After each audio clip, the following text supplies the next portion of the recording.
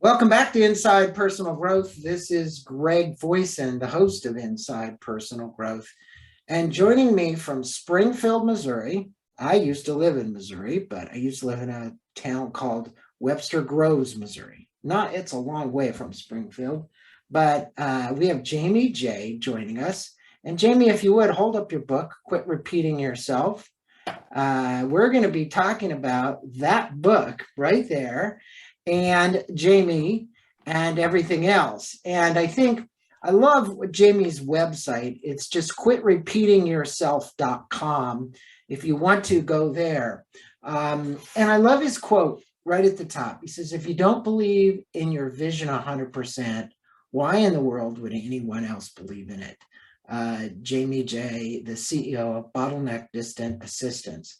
Jaime, I'm going to let my listeners know a little bit about you. He's the founder and shareholder of Bottleneck Distant Assistants, founded in 2016. Bottleneck is an outsourcing agency that assists leaders in cultivating and identifying remote-based distant assistants. After a 12-year career in corporate America, Jay studied business administration and management at Florida Institute of Technology and ventured out on his own as an entrepreneur in 2006. And as he said, he's unemployable. You couldn't employ this guy. Well, that's a brief bit of introduction about you, but I think you have a story about the military yourself and kind of how you got here, and really about why you would get in this business and write a book about repeating yourself. Tell us a little bit more about yourself and really your choice to write this book and help small entrepreneurs really figure out processes, procedures, so they can make themselves more efficient.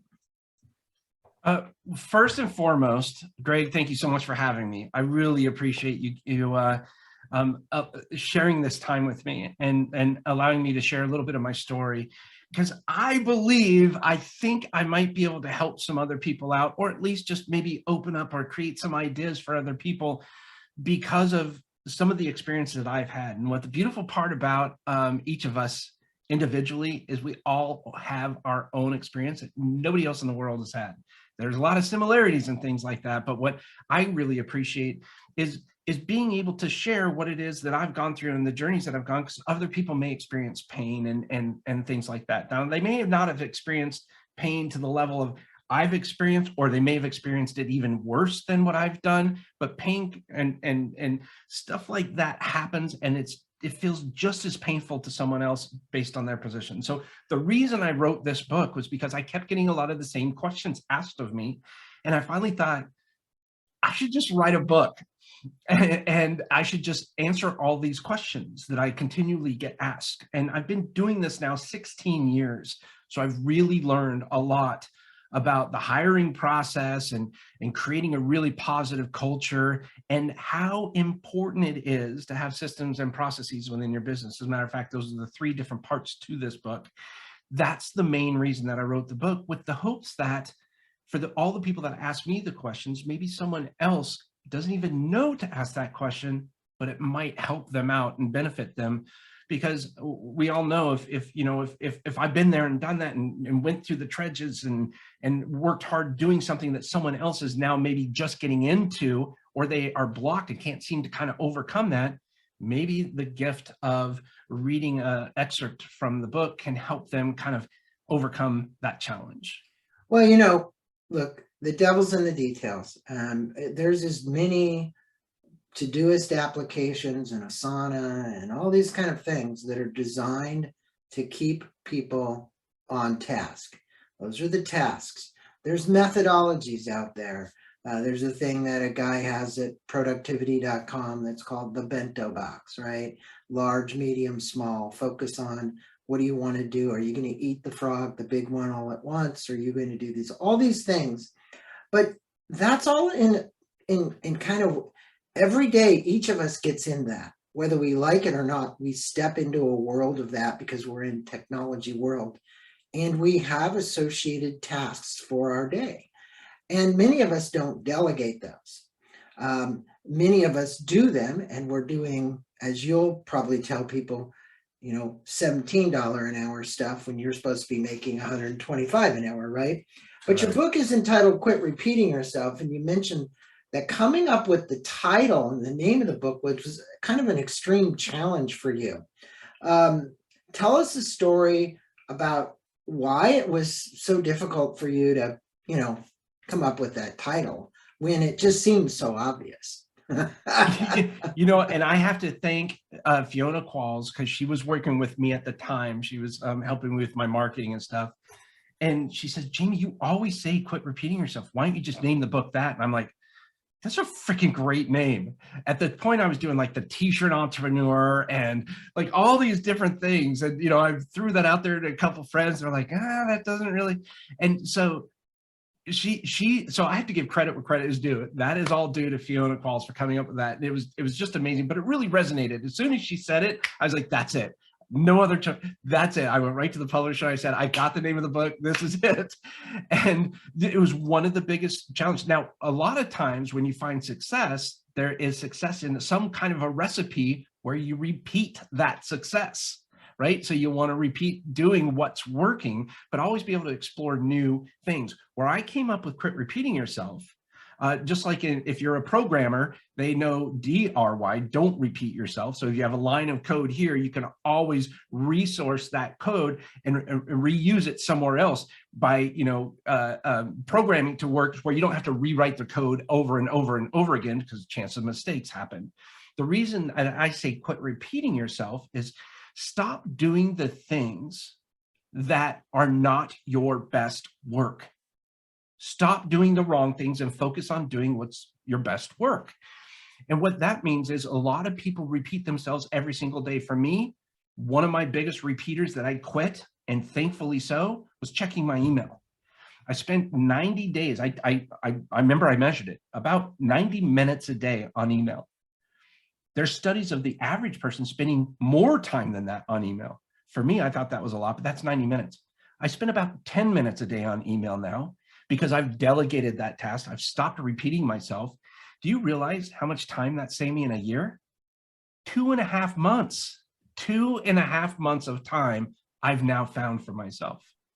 And I take full advantage of that. You can apply that to being with your dog, being with your wife, doing the things you like to do, and enjoying life a lot. And I think that, it's one thing to like shut the screen down and have dark time to just be creative.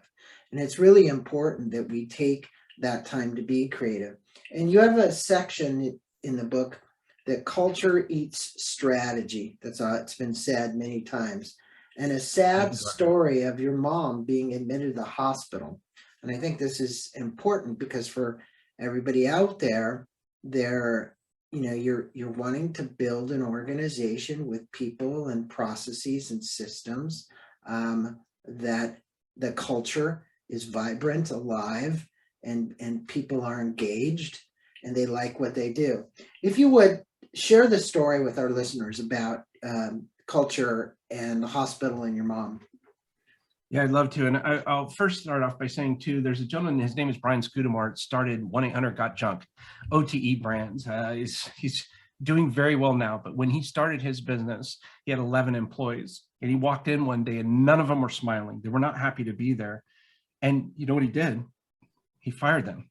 Mm-hmm. He started over and he lost clients. But he started over and he's so happy that he did that. So there's a reason that the first part of my book is all about culture. Because I think you have to know what your vision is. You have to know what you aspire to achieve. And you have to be able to define what your mission is. So your vision, your mission, your unique core values, and your provocative point of view. And there, before I get to my mom's story, this is I have to give this underlying theme of why I started off with this story. Because if you don't nail a culture and surround yourselves with people that are fighting to attack this vision together, they can do it in different ways. But as long as we're all charging that same hill, maybe it's, we're going around the sides, we're coming up the middle, we're coming up the back, we're doing it different ways, but we all know what that target is. That's a very powerful attribute to have to tie in your systems and processes and hiring and all of that stuff that comes along with it.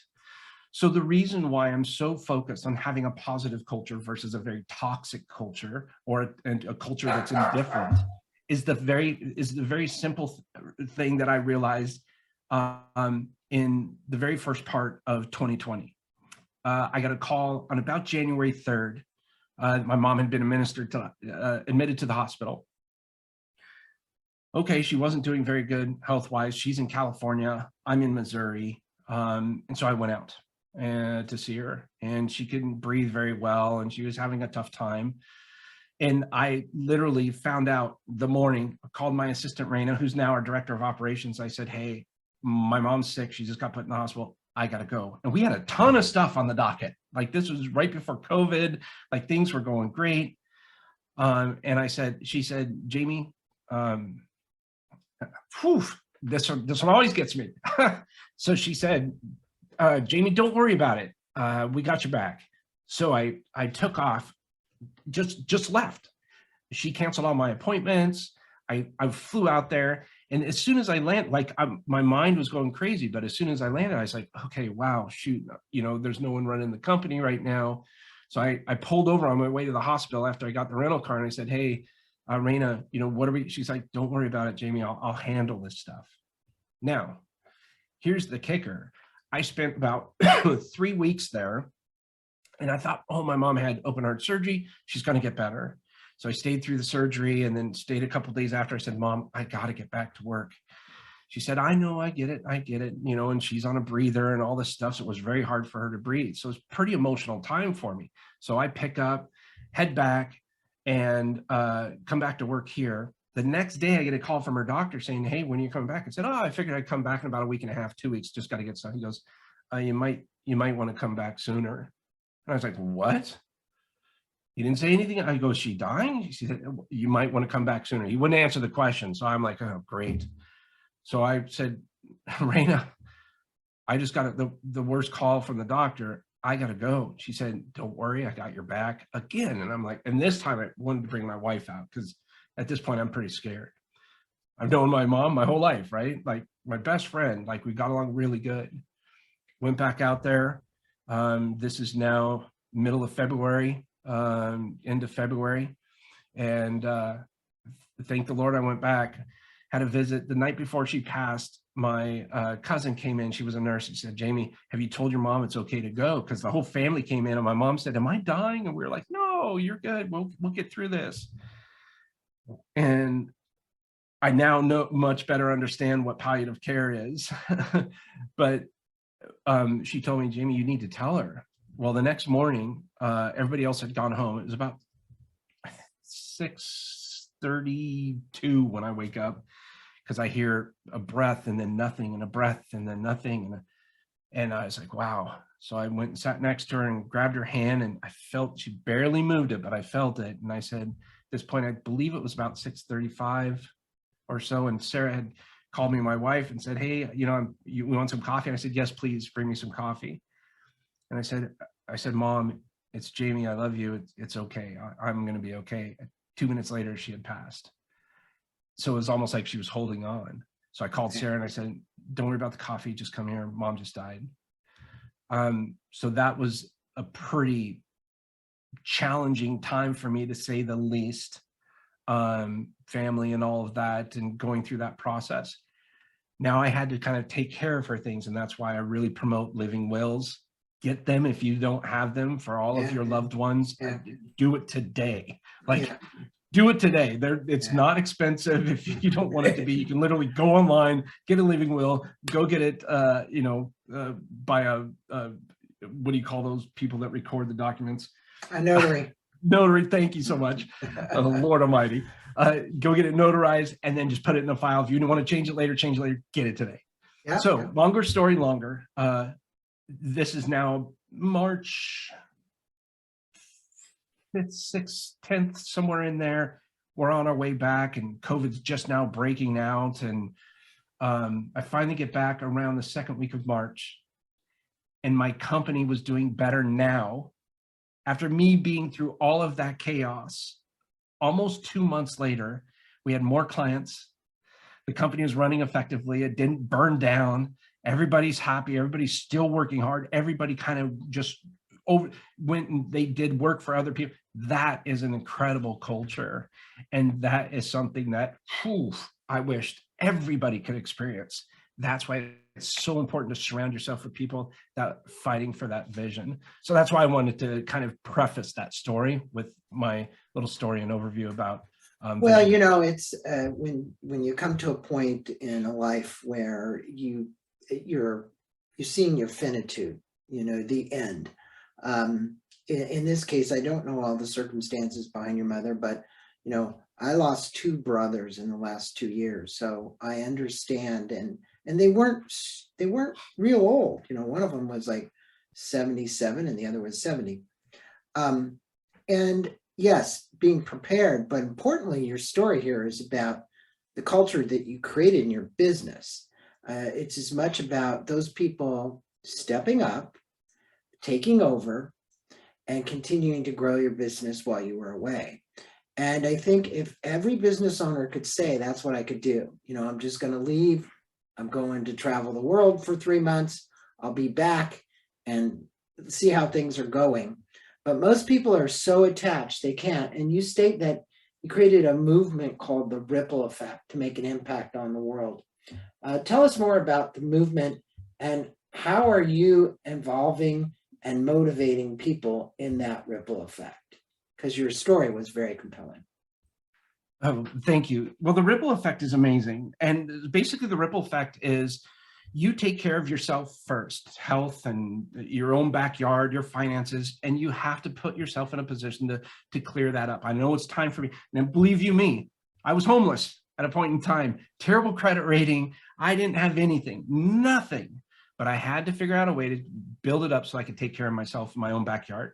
Then once you build up a little bit, you take care of your own self, maybe you can take care of some different things locally and regionally. Then as you grow nationally, then even hope for a ripple effect, a positive ripple effect growing globally. And I'm proud to say I've been able to achieve that.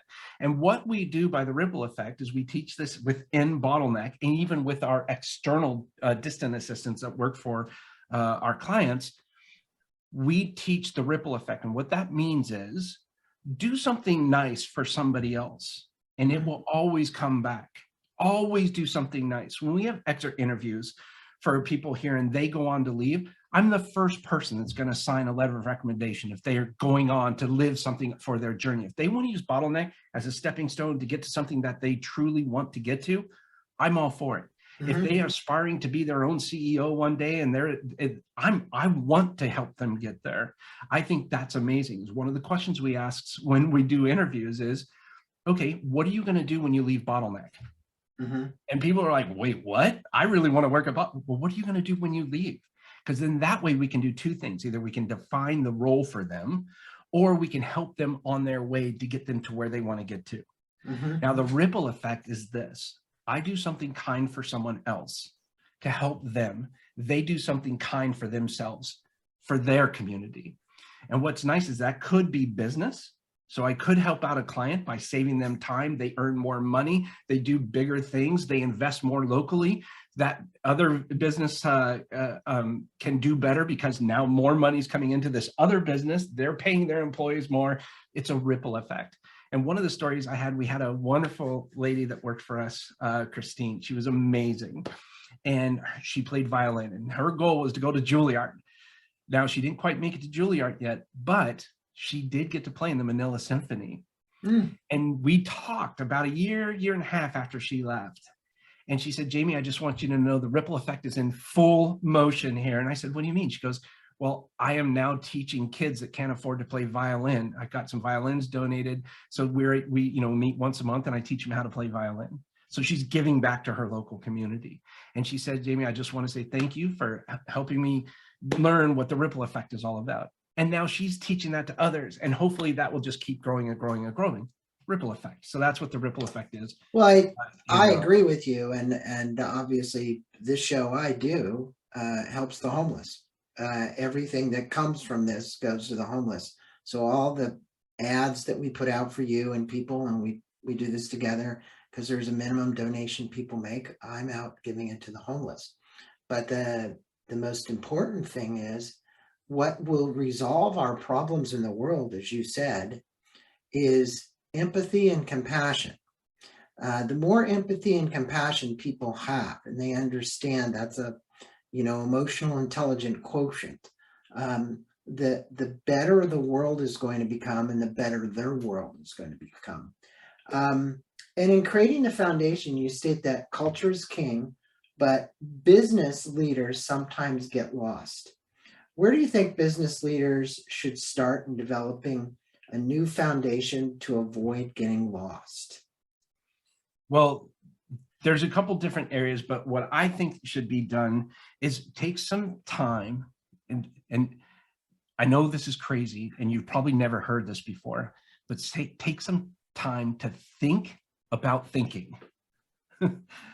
This is crazy, I know, but just take some time. As a matter of fact, one of my words of the year was focus, finding opportunities by creating uninterrupted strategy sessions. Yeah. When you take some time to focus. Do you know who used to do that, Jamie? Sorry to interrupt, but I just interviewed Stephen M.R. Covey, Steve Covey's son. Oh, wow. He just wrote a book called Trust and Inspire, and the podcast came out yesterday. His father, they used to have hundreds of employees at Franklin Covey. They still do. And they would say, if your door is closed and you're thinking, that's what we want you to do here. And just like you just said is, take time to think about your thinking, because the reality is it's that, how do you want to call it, distorted perspective thinking that you want to readjust and recalibrate to come back to a world of aliveness and wonderment and creativity and innovation and all that. And that's what you're advocating. So kudos to you. Well, thank you. Some companies allow their employees to think. The cultures are there. They've built the cultures around that. It isn't always small companies, because there's a lot of fear that dominates that.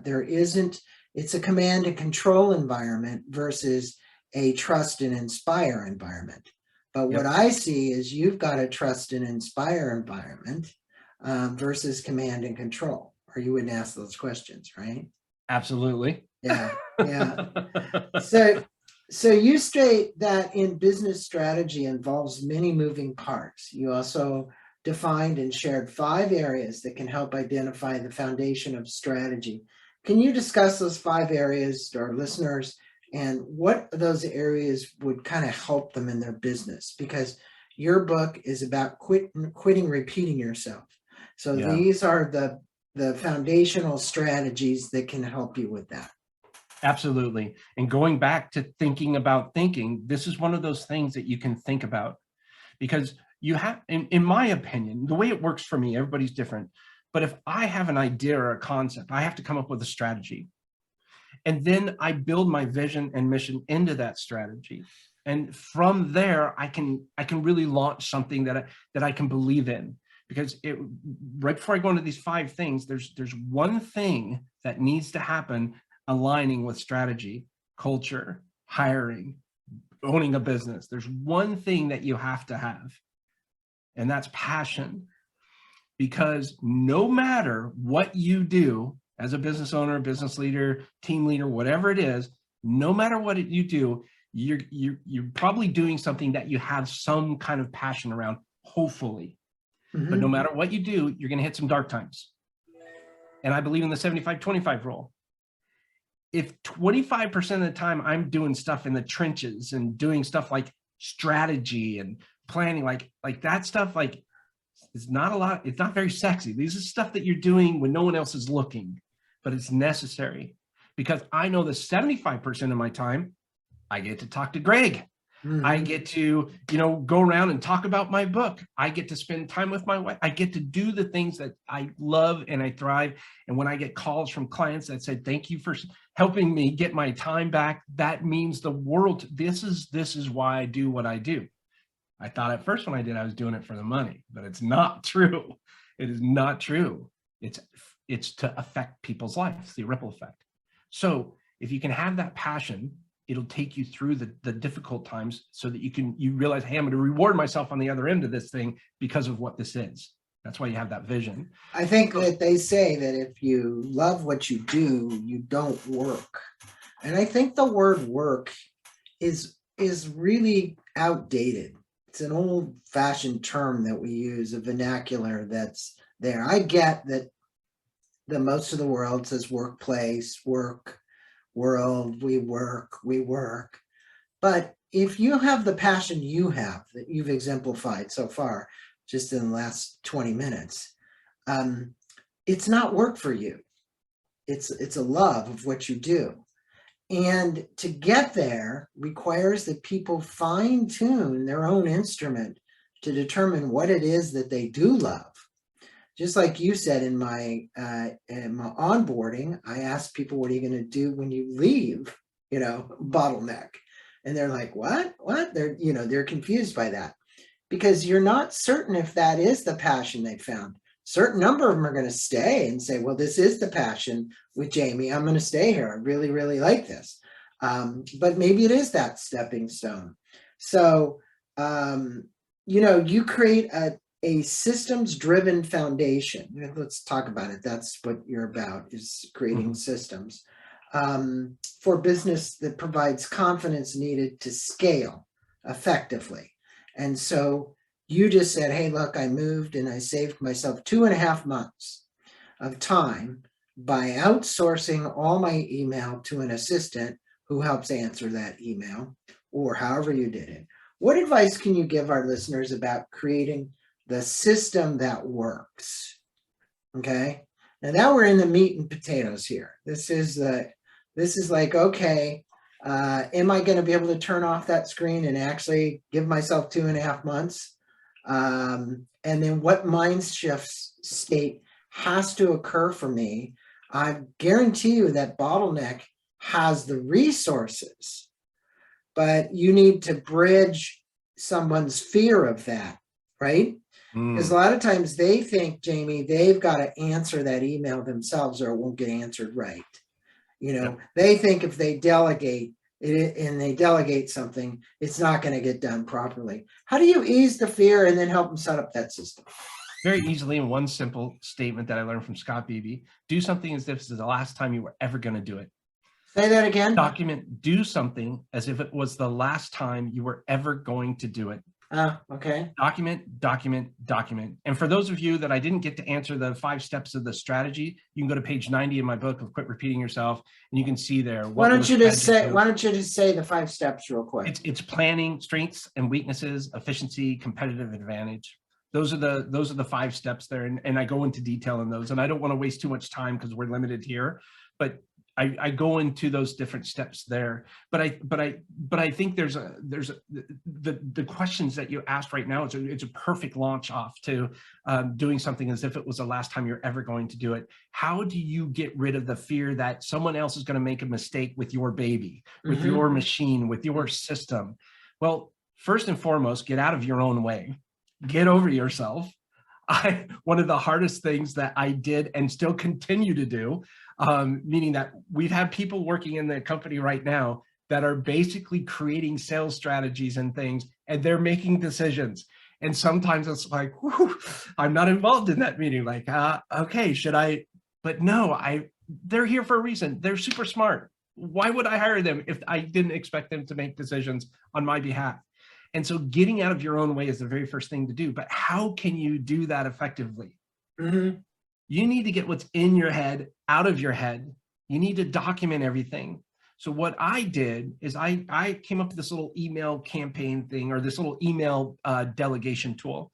And basically what I did is I wrote in, every time I wrote an email that seemed very familiar, and I wrote it down. So and these are the people that you don't talk to. Don't talk to my doctor. Don't talk to my CPA. This is this person I need to talk to. If this is personal, put it over here. And we have these little color coding things in my email. So when I wake up in the morning, I see a checklist of things that are just for Jamie. These other things have been handled already because I've delegated those tasks. Now, does this happen overnight? No. The day you start should be today. Start getting what's in your head out of your head. The way that you do things in your business, you need to document them that way. This does two things, and this is super powerful for any kind of delegation or creating the systems. Two huge things. The more tasks you delegate and you document for those tasks, the more time's going to free up. So the two things that's going to help you with is, number one, when you delegate a task to somebody, why wouldn't you delegate a task to somebody else? What's the first thing that you would do? Well, I think the biggest thing you're going to find from most entrepreneurs is, and they're going to tell you this straight out, Jamie, their values don't match mine, and their timeliness for possibly replying to someone isn't going to be as quick as mine would, nor would it be as well thought out as mine. Exactly. So that's the first thing. You have know, to be able is to the trust. language in the email going to be the same? Is the way in which I approach this with emotional intelligence going to be the same, versus giving it to someone who maybe doesn't quite have all those skills yet, but you're asking them to do it? Exactly. You don't, in essence, you don't trust them. Right. You don't trust this person to respond because, again, this is my baby. I don't want it ruined. This is my business. This is my team. I don't want anybody else affecting me in a negative manner. I don't want anybody else to see my work come across differently than what I would promote it to be. Right. Therefore, number one, setting expectations. That's the first thing. And by you documenting exactly what it is that you do and giving that to someone else, having them review that document and get back to you and say, okay, I understand, Greg, that you want to send this email out to this party, and this is what you want it to say. Is that correct? Right. Yes, or that is correct, but add this and this and that. Okay, perfect. This is the second thing. Give time for them to learn, to be able to extract data from your head so that you can now delegate that effectively with confidence. Mm-hmm. Now, all of a sudden, when they come back and they review that email with you, in the beginning, they're going to be reviewing a lot more time. You're going to be spending a lot more time with this person, but now you're building confidence. You're like, wow, yes, that's it. That's it. And pretty soon you'll start seeing a lot of this stuff will slowly start coming off of your plate, and you're going to have the confidence to now delegate even more responsibility, because now they're starting to learn your tone, your voice. And if you see me right at the end of the day before you and I leave, most likely I will say, bye for now. I have a habit of saying that. The reason is because I hope we talk again. Mm-hmm. Well, if you talk to anybody on my team, they will say, bye for now. They've learned my tone. They've learned my voice. If right now you were to receive an email from my assistant, you would be hard pressed to know that email was not from me, other than the fact it says Ella and it's her picture there, not me. Because we've learned each other's rhythms, and she's learned my voice and my tone. We understand the vision and the mission, what we're trying to do. And that comes through time, but that is probably the biggest thing and the hardest thing for people to get rid of. But once it actually happens and it occurs, it's magical. It is absolutely magical. Well, so you're in essence saying that you're allowing them to get into your head and learn the way you would do something. And then from a repetitive standpoint, you say, stop repeating yourself. You're creating and or drafting, in this case, maybe templated emails or emails that could be used effectively to answer certain emails that come in. So again, 2.5 months is a lot of time. It can give you a nice vacation and more time with your family and time to do the things you want. You speak about workflow, and you said that you break the workflow down into 2 parts, the how and the what ifs. Speak with the listeners about the 2 parts and why they're important in every business process. Thank you for asking this. This is pretty easy concept, but it is time. It does take some time to complete this. We have all of our tasks documented for every single task we have in our companies, including writing a book now. I actually documented how to write a book during the time of me going through that process. But basically what it is we have 2 different workflow documents that we have for each task. One is the how-to. That's the step-by-step. How do I do this? Step 1, go to this site. Step 2, put in your login credentials. Take a little screenshot. Every time you click the mouse button, since we are now such a tech environment, every time you click the mouse button, that's another step. don't skip a step. It's really important, because if you give that task to someone else, they don't need to be asking you, hey, I got lost here between step 4 and step. Oh, you know what? Go here and do this. Make sure you're very clear. Make sure it's third grade simple. The what ifs are now all of a sudden during some processes or some workflows, there is other parties that need to do their part in order to complete that task. So in instance, say it's an onboarding task, and you've reached out to a potential client and you said, hey, you know, when would you like to set up your appointment? Well, what happens if they don't respond? How much time do we give them? So what if? So if they don't respond, do this within 3 days. If they do respond within 3 days, do this. So we actually document and have the what ifs, yes, no, for every single thing. And then we finish off every single task with an identifiable signal. When I was selling websites, I always had scope creep, meaning that I'd sell somebody a website and they always want one more thing and one more thing and one more thing. I could never really get them to wrap it up. And I said, this is costing me too much money. I got to figure out a better way to do this. So what I did is I came up with a deployment kit. And in the very first meeting I had with this person, I said, okay, at the very end of this website build, I'm going to send you a deployment kit. As soon as you tell me that you like the website, I'm going to send it to you. When you receive that deployment kit, anything else you need after the reception of that deployment kit will be an additional fee. Is that agreeable to you? Yes. I never had scope creep again. So we do signals for every single task we delegate with the what ifs and the how to's. What a great strategy. And you know, you have a delegation roadmap. It's a very helpful tool. Speak about the delegation roadmap a little bit more, and how does it help us, and why should a business consider using a delegation roadmap? I don't have a picture right here of your roadmap, but for my listeners, you hold up the book again. You're gonna buy the book and you'll get your delegation roadmap. You will. You can get the delegation roadmap. We have a free delegation roadmap. It's just in a Google Drive. You just simply make a copy. You don't have to put names in or anything like that. It's just a free copy. But basically what it is this could be part of that deep thinking that we were talking about, focus, finding opportunities by creating uninterrupted strategy sessions. Take some time, get a cup of coffee Saturday morning, whenever, and let your family members know, or whomever else is there know, hey, on Saturday morning, I need an hour. Just give me an hour, you know, and especially if you want to stay in good graces with your spouse, let them know about a week in advance that you plan on doing this, and they'll be good, instead of telling them that morning when you should be outside gardening or doing something else, right? But the delegation roadmap is really cool, and it's simple. You simply list out every single task that you do in a given day. Every single one. Take the trash out, make phone calls, check my email, list those all out, and assign 2 values to each of those. Number 1, is this something you must do, or can you delegate this? And number 2, is it something that gives you energy, or does it drain you of energy? The beautiful thing is everything that you must do that gives you energy, those are usually the things that you're going to spend your time on, that you're truly passionate about, and that make you the most money or give you the most enjoyment out of life. For all the ones that have that you can delegate and that drain you of energy, those are usually the things you dislike doing the most. Now all of a sudden you have a task list of all the things that you can delegate and also drain you of energy, and now you prioritize that. Now maybe you have 20 things. Oh my gosh, there's so many things I have to get to. Take 19 of them and just get them out of your mind for right now and focus on number 1. What is that highest pain point?